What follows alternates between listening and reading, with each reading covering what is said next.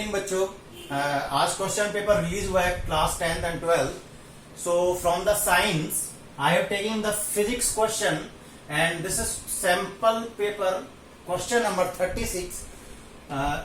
उसने क्या किया है, आप लोगों को he has shown that the distribution of electric lines in your house from the mains to your rooms. So question is, the diagram shows a symmetric diagram of a household circuit has 5 usable spaces where electrical connections are made. Mains voltage 220 volt. So उसने बच्चों ये 220 volt दी है and net current coming from the mains is 22 ampere. So this is very important to read it out कि net current क्या दिया है आपको, 22 ampere का दिया हुआ है मेन से। ठीक है, so first of all options are A, what is the mode of connection to all the spaces in the house from the mains. तो मेन से जब भी होता है तो क्या होता है, लाइन वायर, और लाइन वायर के साथ आप क्या यूज करते हैं, फ्यूज।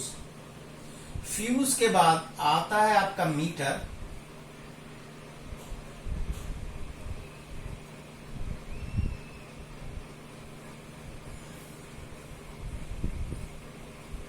ठीक है, मैं एक मिनट, दिस इज मीटर। और मीटर के बाद हमारे घर में जो आप जिसको बोलते हो कि ये हमारा एमसीबीज डाउन हो गई, आप हो गई हैं, तो आपका क्या होता है, वो डिस्ट्रीब्यूशन बॉक्स होता है। तो ये होता है, यहां पर होता है, this will be electrical distribution box.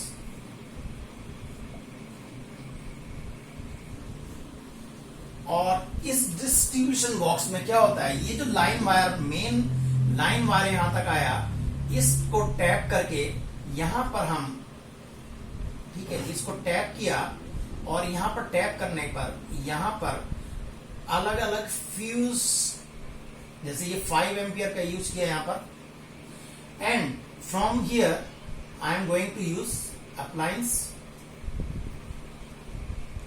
1। Now from here I am using again 5 ampere fuse. So I am connecting the appliance number 2. Here 15 ampere fuse, this 15 ampere, and I am attaching the appliances number 3. So from here this line wire I am tapping, and from here you will see that all these appliances are in parallel. ठीक है, all appliances are in parallel. So in electrical distribution box, so this line wire is always connected, this, or you can say these appliances always are connected in parallel, because in the distribution box we made a parallel connection to all the appliances. So from here your A part answer is a parallel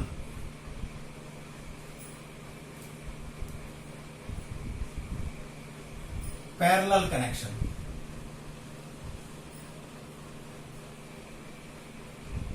Okay, so this is your parallel connections. Now B section is very important and it has some calculations. अब वो क्या करें, spaces 5 and 4 have same resistance and space 3 and 2 have 20 ohm and 30 ohm resistance respectively. ठीक है, तो इसको ऐसे समझ सकते हैं कि appliance 1, appliance 2 and appliance 3 all has some resistance. ठीक है, इसका मतलब जो भी स्पेसेस में 5 और 4 रेजिस्टेंसेस हैं एंड स्पेस 3 and 2 में सारे रेजिस्टेंसेस हैं, तो क्या वो कैसे कनेक्टेड होंगे, यहां पर हमने क्या किया था, पैरेलल में कनेक्ट किया था. So I am depicting here all resistances. This appliances 1 R1, suppose this R2, this R3 and this R4 and this R5. Okay, समझ में आ गया बच्चा? और ये कैसे कनेक्टेड है? All are connected through the main supply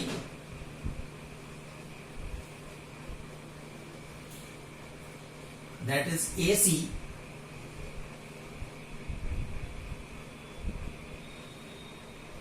ठीक है, this 220 volt. So this connection is parallel connection. So all resistances are in parallel.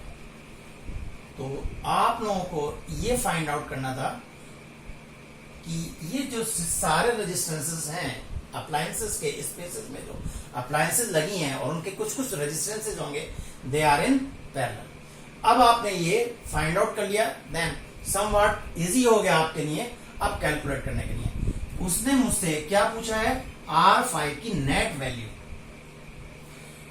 Means R5 का कितना रेजिस्टेंस होगा. और यहां से मेन से दिस 222 एम्पियर आपको करंट भी दिया गया है. This total current I net means main से जो आपका करंट आ रहा है. अगर मैं इसका एक effective resistance R equivalent resistance in terms of R5 अगर मैं निकाल लेता हूं, ठीक है, तो यहां पर मेरे पास आई नेट भी दिया हुआ है, मींस टोटल करंट.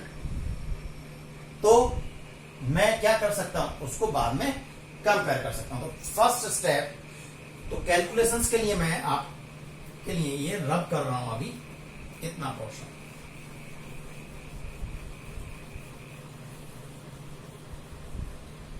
ठीक है,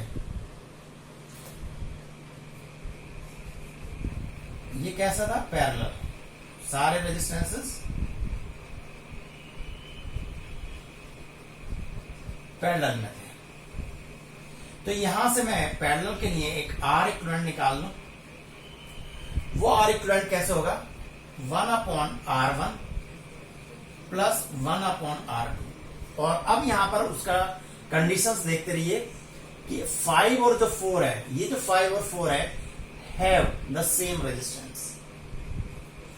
और R1 वहां पर दिया है, R1 has resistance double that of space 5.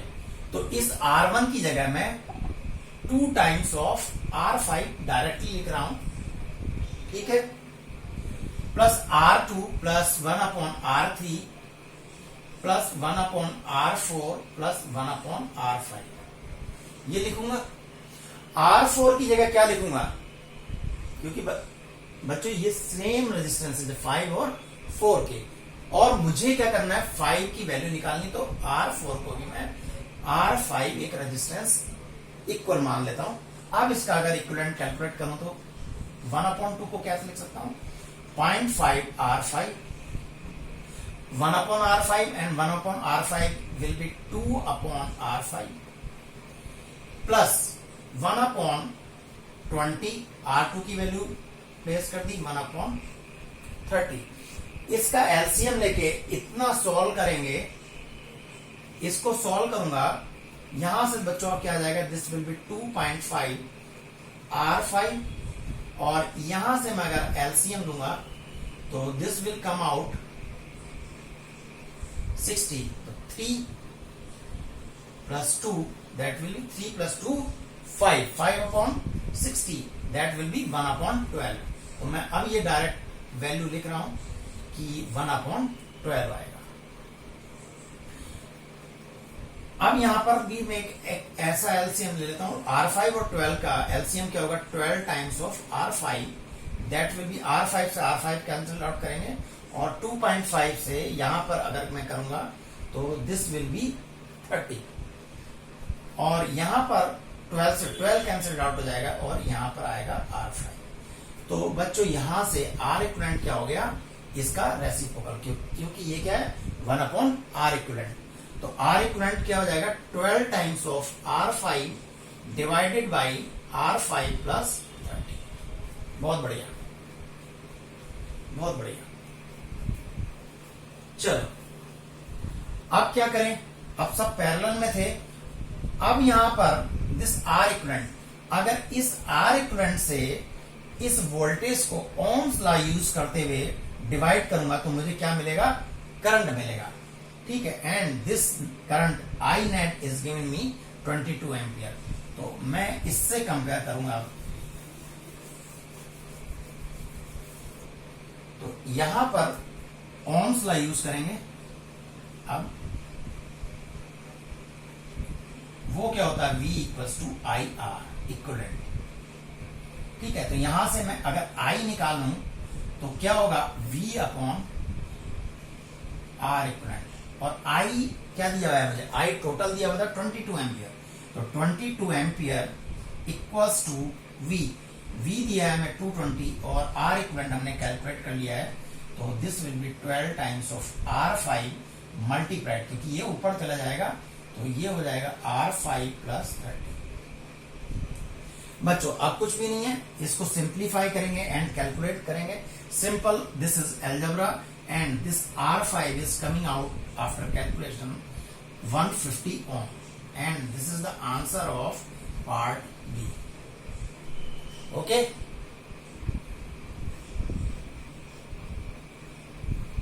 ठीक है। चलो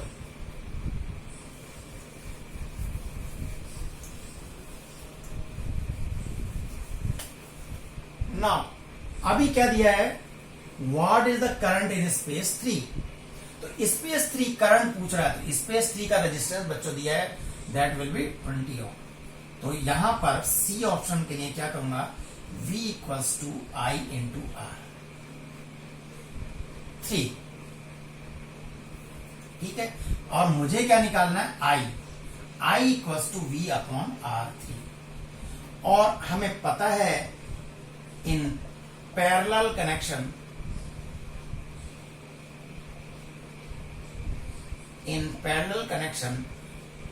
voltage or you can say the potential difference is same across all resistances.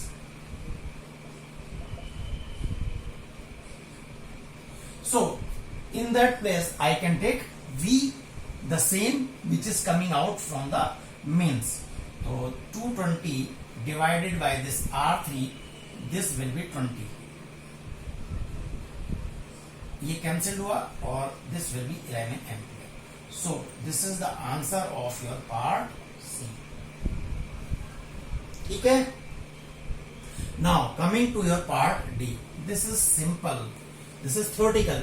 What should be placed between the main connection and rest of the house electrical appliances to save from accidental high electric current? अभी मैंने जब A का discuss कर रहा था question, ये वाला आपको दिखाया था, लाइन वायर के साथ हमने क्या कनेक्ट किया था, फ्यूज। तो we have to connect this fuse connect करेंगे। क्यों? क्योंकि फ्यूज कनेक्ट करते हैं तो जब ओवर होती है उसकी रेटिंग, तब क्या होता है, फ्यूज का वायर मेल्ट हो जाता है, और मेल्ट हो जाता है तो rest of the circuit accident होने से सेव हो जाता है। होप बच्चों all of you understand and wish you all the best of luck for your 10th class exams.